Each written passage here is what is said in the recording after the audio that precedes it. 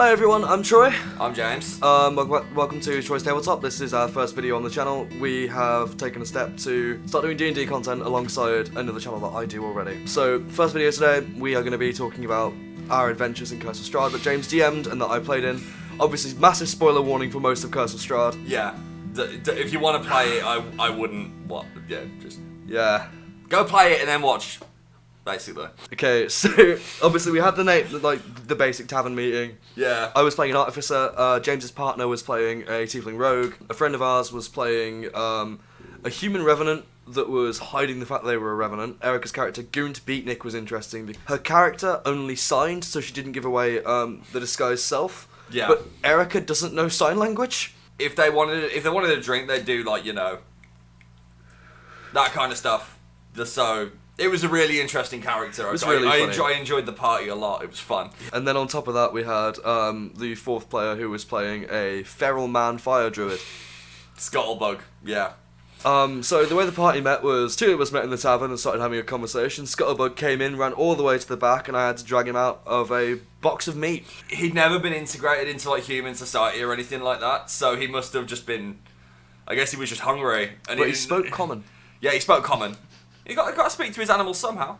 He spoke common at least, but he ran straight to the kitchen of this tavern and shoved himself into a barrel of raw meat and started just going wham on it. It was eating insane. everything, just absolutely going ham. I think in the end it took three of us, two or three of us making opposed strength saves against him. Yeah, it was to get him out. Pretty much the only way to stop this feral man. May or may not have even been fresh. We never established whether the meat was actually edible or not. Obviously, So- then we received a letter from. Well, there was Curse of Strahd's got a few adventure hooks, but I didn't like a lot of them. Okay. And for the group that I was running, much more of a focus on comedy than anything, which is probably a bad adventure to do right off the bat. Mm-hmm. But one of the things that I did, you received a letter inviting you to go to Barovia, yes, which is the land that Strahd is in control of. I didn't realise this, but it turns out you can't just walk there, but I hadn't read ahead that much in the module to know that you couldn't just walk to Barovia, so fuck it, I did that. It's fine, in our version of the Forgotten Realms you can. One of the hooks that I came up with was I just made this weird NPC, and I gave him the voice of, if anyone's watched it, the Mighty Boosh, the Hitcher. Oh, yes. I gave him that voice because it was a little bit of a disjointed party and I wasn't really sure how to force you guys to stay together as you were. Oh, the tarot guy. The tarot guy, yeah. Yeah. Normally you do that much later in, there's another NPC that does that, but I was like, screw it, I want to do it now. Didn't we just completely retcon it so that it just was the Hitcher?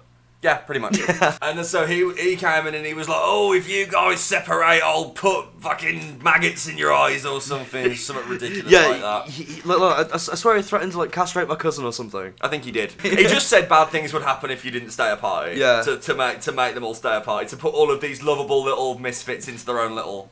Some of our characters started getting on a little bit better than earlier than the rest of us. My character had introduced Scuttlebug, the feral man that has never seen society, to alcohol. So after 2 drinks, he was wasted. Yeah, he was absolutely rat ass. I normally ask oh, do you want to do a concert to see if you're drunk? Nah. He was just nah, I'm drunk. I've never drank before, so I'm drunk now.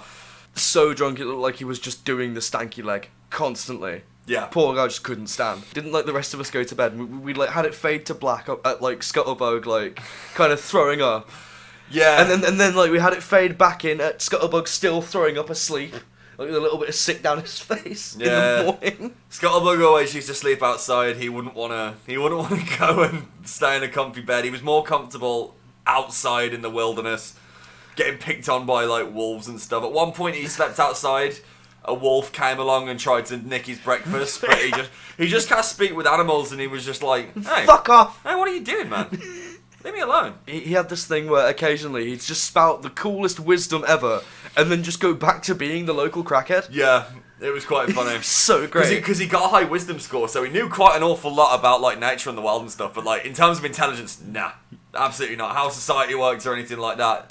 No chance. It's he'd come out with some really, really nice limericks about how life isn't quite what you plan it to be, and then you just go back to being Amazing. The party was great. These events are told in like no particular order. I'm going to try and do my best to keep it in order. There was the thing with the shop where obviously everything was very, very overpriced. It's meant to be like the only shop in Barovia, so everything was just expensive as fuck. The rogue of the party, being a rogue, was like, I'm going to pilfer. My character, being the lawful good, sweet little half-orc boy he was just there like, I'm going to go wait outside, I don't want to be involved in this. Yeah. As he did that, Scuttlebug tried to just take something. Yeah, he just no concept of money. Just I'm having that.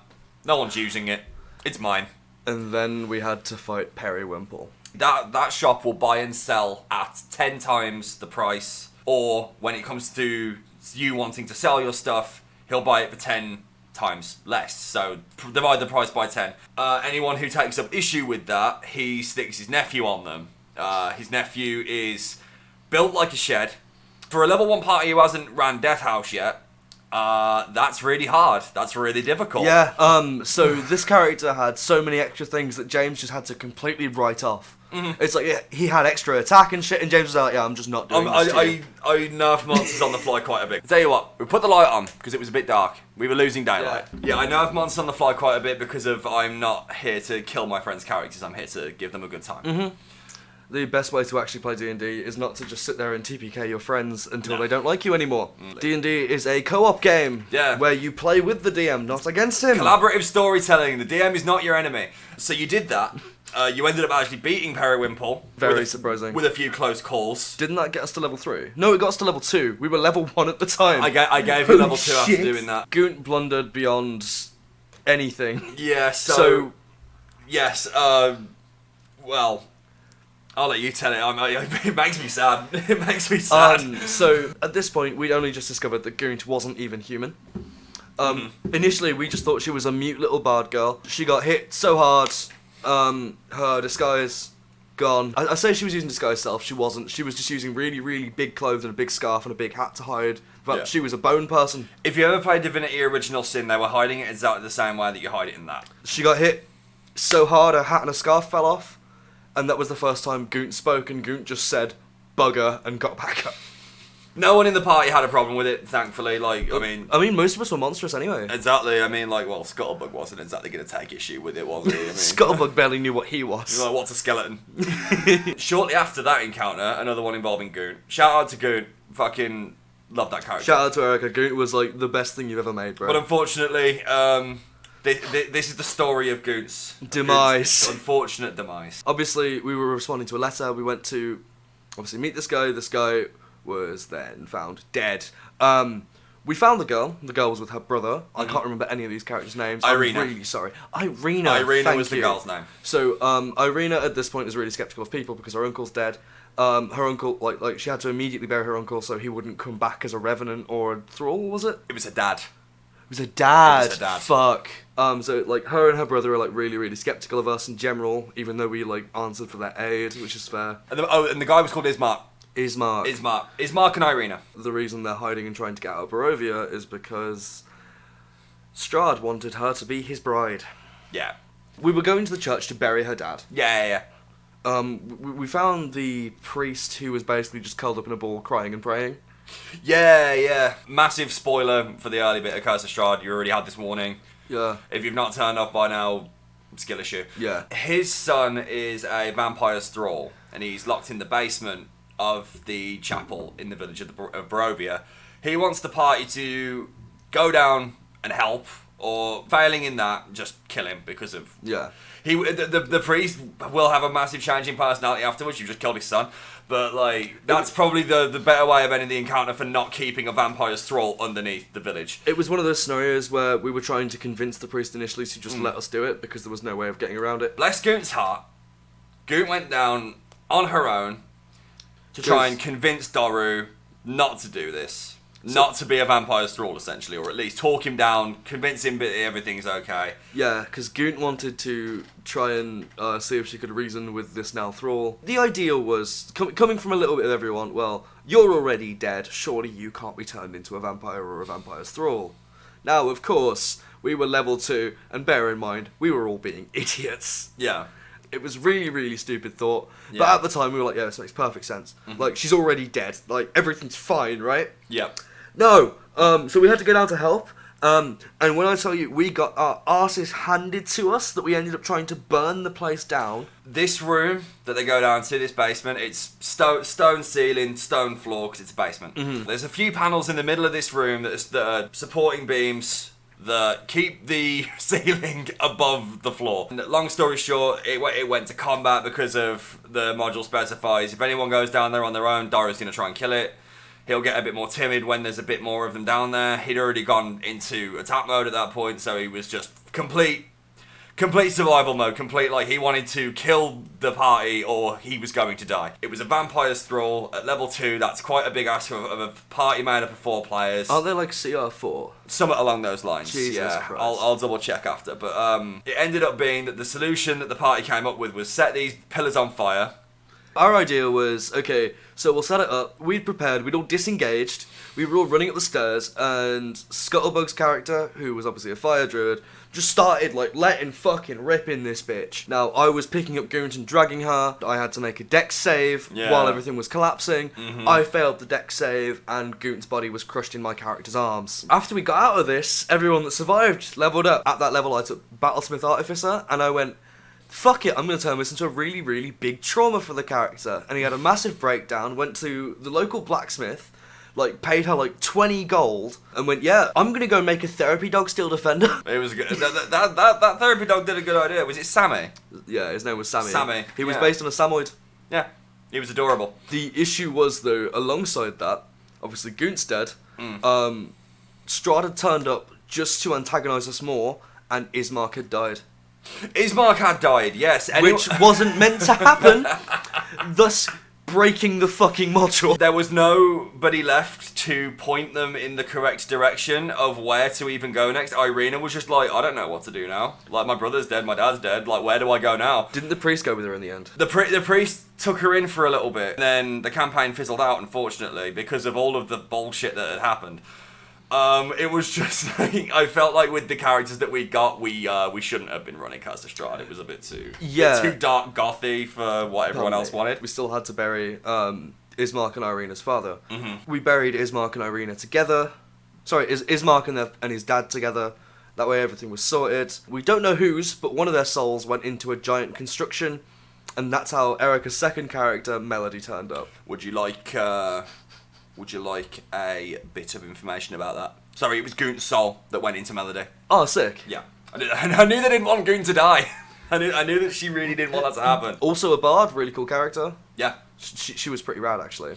Yeah, just a lot of existentialism in that character. After that encounter, after they'd sorted all that out, I wanted them to gain a few more levels, so I thought, screw it. If they do Death House, they can be level 4.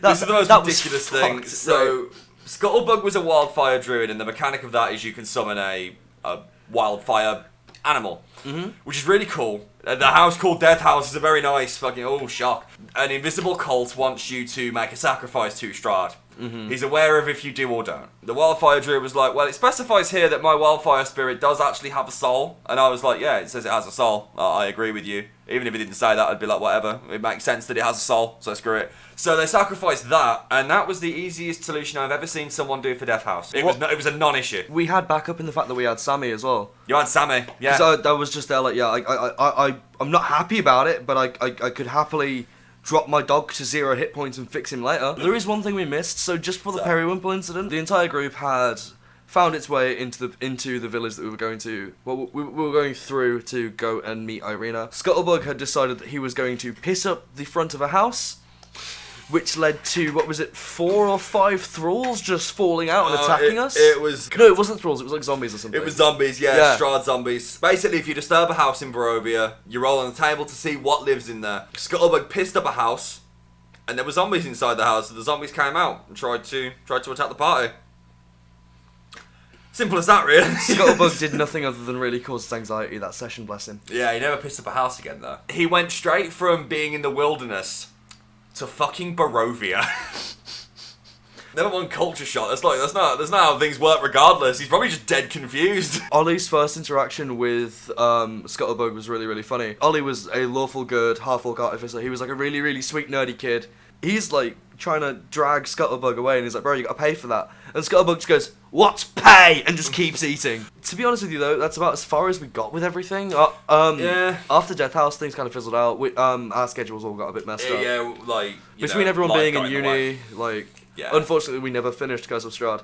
Nah. So instead we came with this to tell you guys about Curse of Strahd. Yeah. We will be talking about more modules and stuff that we've done. I will eventually be posting some stuff that we do as a group as one-shots and such on here.